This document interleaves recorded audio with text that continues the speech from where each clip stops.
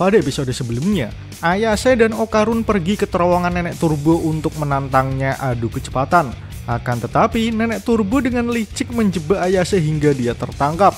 Okarun yang ingin menyelamatkan temannya, memilih untuk menyedot Nenek Turbo hingga kekuatannya melemah.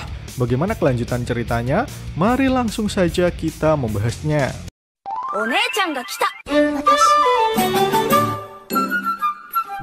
Di tengah dinginnya malam, setelah berhasil menjebak Nenek Turbo menjadi ular sendok, Okarun dan Ayase berlari sekuat tenaga. Mereka berlari bukan tanpa alasan. Itu semua karena keduanya dikejar oleh kepiting raksasa yang sebenarnya jelmaan arwah gentayangan yang ingin menyelamatkan Nenek Turbo. Di sana, Okarun sempat bertanya kenapa arwahnya berubah menjadi seekor kepiting. Kemudian Ayase menjawab bahwa neneknya pernah mengatakan jika itu dilakukan supaya dia bisa melewati sungai Sanju. Di tengah obrolan mereka berdua, tiba-tiba saja tubuh Okarun berubah ke mode Nenek Turbo. Ayase sedikit kerepotan karena di dalam tubuh Okarun sudah dihuni Nenek Turbo. Namun setelah berusaha sedikit lebih keras, Okarun berhasil berubah tanpa kehilangan kesadarannya dan lari ngibrit membawa Ayase. Sementara Nenek Turbo yang berubah menjadi ular sendok terus-menerus dipermainkan oleh Ayase. Namun tanpa diduga, karena Okarun berlari secepat kilat sembari menggendong Ayase, ia gagal menikung sehingga keduanya langsung terjun bebas dari atas bukit. Meski begitu, Okarun tidak mau menyerah begitu saja. Menggunakan kedua kakinya sebagai baling-baling, Okarun berhasil terbang sejenak layaknya helikopter. Berkat hal tersebut, keduanya selamat meskipun pendaratan yang dilakukan tidak sempurna dengan Okarun yang tertimpa Ayase di atasnya. Tidak mau membuang banyak waktu, keduanya langsung bergerak untuk lari dari kejaran kepiting raksasa. Awalnya, Ayase mengira jarak mereka sudah lumayan jauh. Tapi tiba-tiba saja, kepiting tersebut juga mengikuti jejak Okarun dengan terjun dari atas dan langsung menimpa rumah penduduk yang ada di sekitar sana. Pada momen itulah, Ayase dapat melihat dengan jelas bahwa terdapat banyak sekali wajah seorang gadis di punggung kepiting raksasa.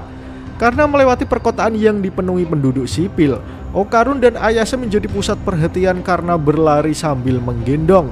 Yang baru disadari Ayase adalah fakta bahwa mereka semua tidak bisa melihat keberadaan kepiting raksasa yang mengejarnya di belakang. Sehingga Okarun dan Ayase saat ini terlihat seperti seorang pria yang berlari menggendong ceweknya. Namun saat ini bukan waktunya untuk mencemaskan hal tersebut, karena saat ini Okarun mulai merasa lelah.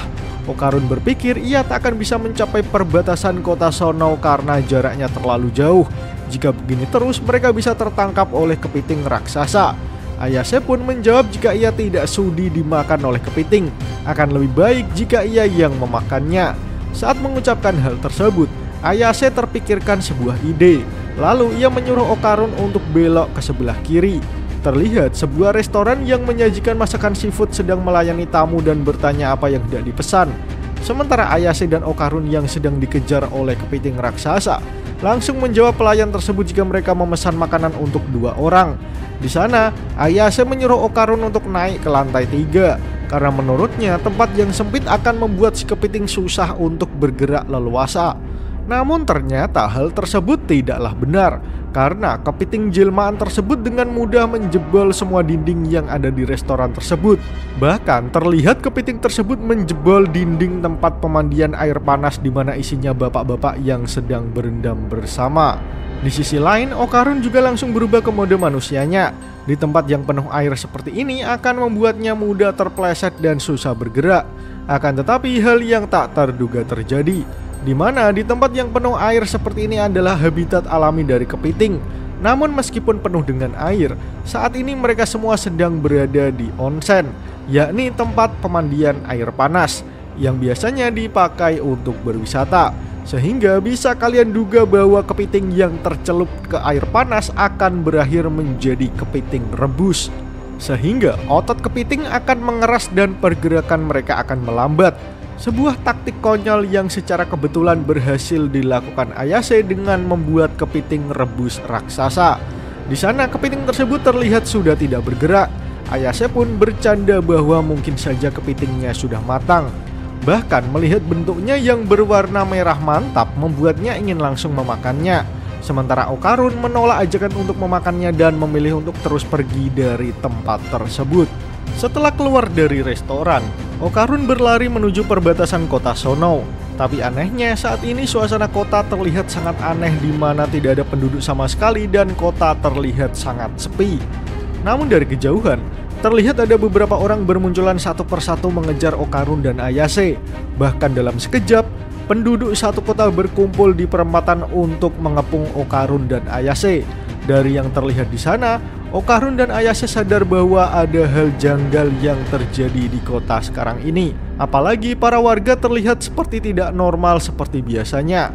Melihat hal itu, tanpa pikir panjang Okarun dan Ayase lari ngibrit ketakutan karena banyak sekali orang yang mengejar. Dalam pelariannya, Ayase bertanya sebenarnya apa yang terjadi pada mereka semua. Kemudian Nenek Turbo menjawab bahwa Ayase terlalu naif jika berpikir bisa kabur begitu saja. Sebab di kota perbatasan kota Sonou terdapat kuburan yang sangat luas, sehingga dia bisa meminjam kekuatan dari para arwah yang beristirahat di sana. Itu semua bisa dilakukan Nenek Turbo karena kota Sonou adalah wilayahnya. Kini terlihat para warga yang awalnya baik-baik saja langsung berubah aneh setelah dirasuki arwah dari kuburan. Mereka semua berlari mengejar Ayase dan Okarun supaya tidak bisa pergi melewati perbatasan kota Sonou. Kini situasi Ayase dan Okarun menjadi serba sulit karena sepertinya keduanya sudah dikepung di tengah kota. Ini semua dilakukan karena Nenek Turbo tidak akan melepaskan keduanya begitu saja. Situasi berubah menjadi serba sulit karena kepiting raksasa tiba-tiba muncul lagi. Selain itu, Okarun dan Ayase dikepung oleh warga yang dirasuki arwah kuburan. Ayase lalu berteriak kepada Okarun untuk mengerahkan semua kekuatannya lagi.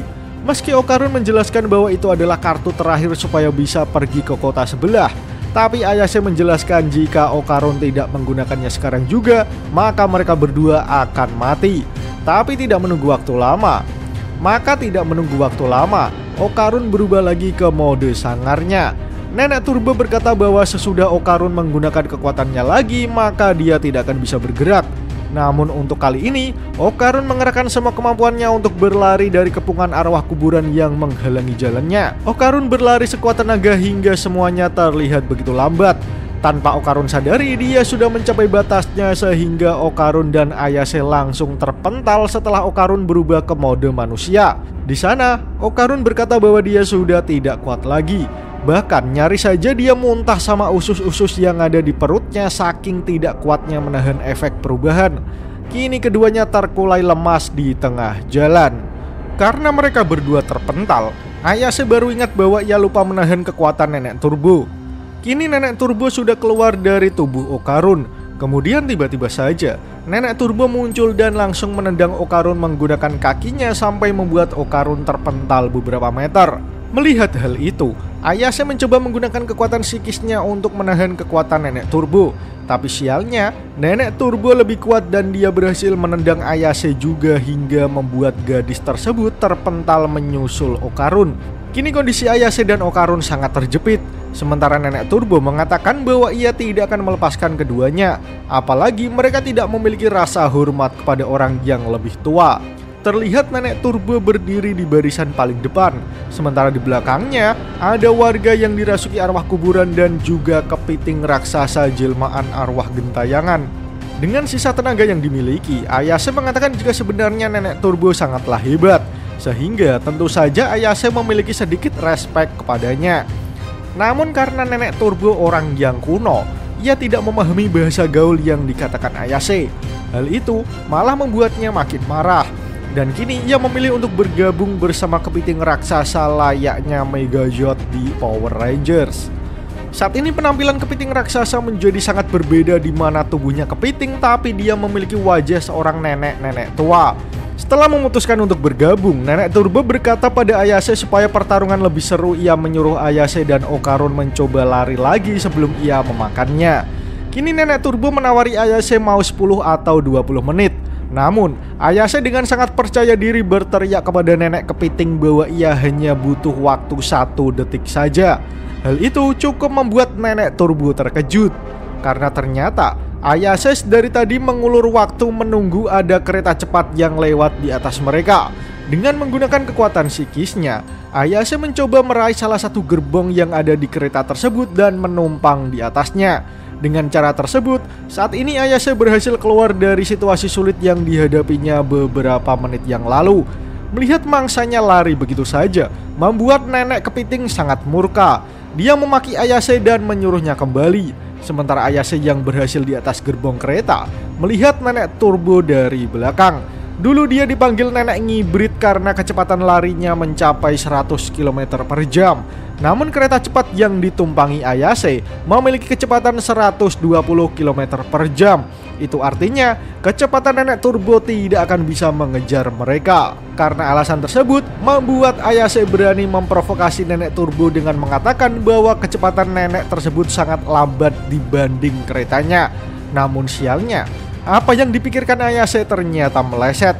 Karena Ayase lupa bahwa saat ini nenek turbo sudah bergabung dengan kepiting raksasa. Sehingga kini nenek kepiting berhasil mengejar kereta cepat yang ditumpangi Ayase. Selain itu, Ayase juga lupa bahwa kereta cepat tidak mungkin selalu berada di kecepatan tertinggi. Karena jika dia berbelok maka kecepatannya pasti melambat. Berbeda dengan nenek turbo yang bisa stabil pada kecepatan 100 km per jamnya.